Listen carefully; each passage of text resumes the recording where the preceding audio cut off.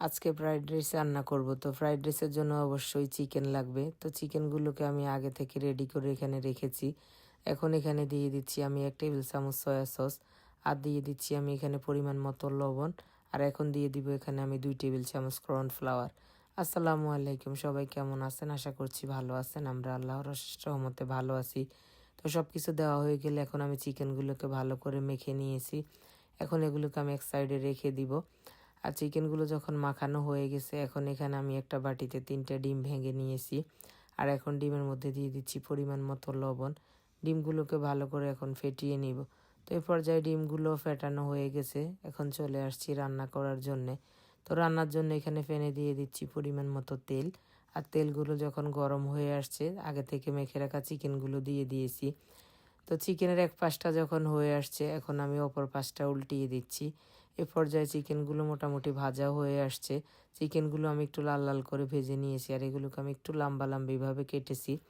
আর চিকেনটা এরকম লাল লাল করে ভাজা হলে আমার কাছে বেশি ভালো লাগে। এখন তেল ঝরিয়ে আমি চিকেনগুলো উঠিয়ে নিয়েছি। তো অবশিষ্ট যেই তেল ছিল, একই তেলের মধ্যে এখন আমি ডিমগুলোকে স্ক্রাম্বল করে নিব। তো ডিমগুলো যখন এখানে স্ক্রাম্বল করা হয়ে গেছে, এখন তেল ঝরিয়ে আমি ডিমগুলো উঠিয়ে নিচ্ছি। আর আপনারা সবাই জানেন যে ফ্রাইড রাইস রান্না করার ক্ষেত্রে সব কিছু ধাপে ধাপে রেডি করে নিতে হয়। তো এখানে ডিমগুলোও তেল ঝরিয়ে উঠে নেওয়া হয়ে গেছে। আর এখানে আমি কিছু কাঁচামরিচ আর কিছু রসুন কুচি করে রেখেছি। এখন এই তেলের মধ্যে আমি আগে রসুন কুচিগুলোকে কিছুক্ষণ ভেজে নিব।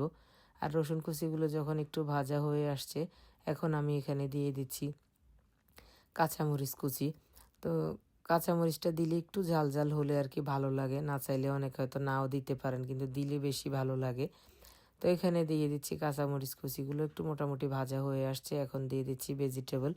তো এটা হচ্ছে ফ্রোজেন ভেজিটেবল। এগুলো আমি ভালো করে ধুয়ে পানি জড়িয়ে রেখেছি। আর এখন দিয়ে দিচ্ছি কিছু পরিমাণ মতো লবণ। তো এগুলোকে কিছুক্ষণ ভালো করে ভেজে নিব, যেন লবণটা ভেজিটেবলগুলোর ভিতরে যায়। তো যখন এগুলো কিছুক্ষণ ভাজা হয়ে গেছে, এখন আমি আস্তে আস্তে বাকি জিনিসগুলো অ্যাড করব। তো এখন এখানে দিয়ে দিচ্ছি আমি 1 টেবিল চামচ সয়া সস, আর এখন দিয়ে দিচ্ছি আমি 1 টেবিল চামচ ফিশ সস। তো এখন এগুলোকে আরও কিছুক্ষণ সসের সাথে ভেজে নিব।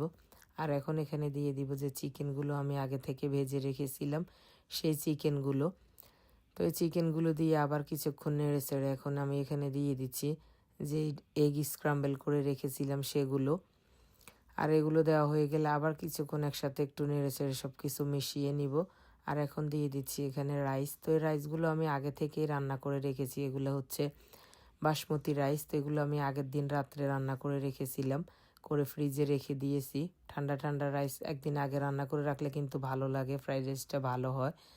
তো এখন রাইসগুলো দেওয়া হয়ে গেলে এখন এখানে দিয়ে দিচ্ছি আমি টমেটো সস, আর এখন দিয়ে দিচ্ছি সুইট চিলি সস। এই দুইটা সস একসাথে দিলে ফ্রাইড রাইসটা ভালো লাগে খেতে। তো সব সস দেওয়া হয়ে গেলে এখন আমি এগুলোকে আরও কিছুক্ষণ ভালো করে একসাথে নেড়ে মিশিয়ে নিচ্ছি। আর এখন দিয়ে দিচ্ছি অল্প পরিমাণে কিছু চিনি, যেন একটু স্বাদের ব্যালেন্সটা ঠিক হয়। চিনিটা দিলে একটু টেস্টটা হয়তো আমার মনে হয় বাড়ে। তো চিনিটা দিয়েও এখন ভালো করে এগুলো মেখে নিয়েছি। আমার ভিডিওগুলো ভালো লাগলে লাইক কমেন্ট শেয়ার করবেন, সবাই আমার পেজটাকে ফলো করবেন। এ হচ্ছে আমার ফ্রাইড রাইসের ফাইনাল লুক। সাথে আমি চিকেন ফ্রাই করেছি, আর একদম ফাতিল সহ টেবিলে নিয়ে আসছি। আমার ফ্রেন্ড আসছে, সাথেও 2 বাচ্চা, আমার বাচ্চারাও খাবে। তো আজকের ভিডিওটা এই পর্যন্তই।